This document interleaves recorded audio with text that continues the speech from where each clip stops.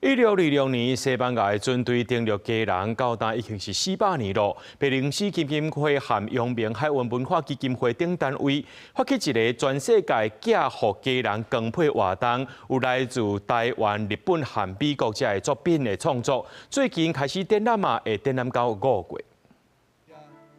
今年87岁的艺术家谢礼发，将伊过去伫基隆读册和生活的印象画伫明信片顶面。基隆在地艺术家王杰也用明信片画出伊心爱的基隆。阁有日本和美国等国家的艺术家，拢为着基隆400年用无共款的方式来创作。主办单位表示，基隆已经400岁了，希望透过艺术家的作品，互基隆的历史甲故事，互大家看到。我们能够碰到这样的一个400年，其实是一种福气啦。这么重要的关键时刻，然后我们能够对过去、现在跟未来串联起来，能够去回顾、去思考、去望向未来，做一个现代创新的机会。民众讲看到这么精彩丰富的明信片，才发现原来基隆这么水，阁重新熟悉基隆啊。然后我自己是觉得有对基隆在地的一些特色，比如说当地的黑鸠啊，然后刚刚艺术品里面也出现了很多400多年来的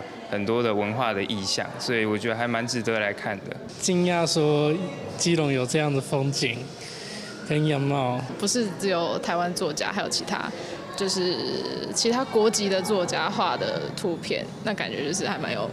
特色的，对，还蛮漂亮的。白罗斯基金会伫进前就把为着台南400周年发起写予台南的一封情书，即马阁为着基隆400周年办信封基隆的展览。因表示未来也会为着淡水400周年来办展览，延续精神，也会将这个作品放入去国家历史博物馆做展藏。记者陈心彤、王志光基隆报道。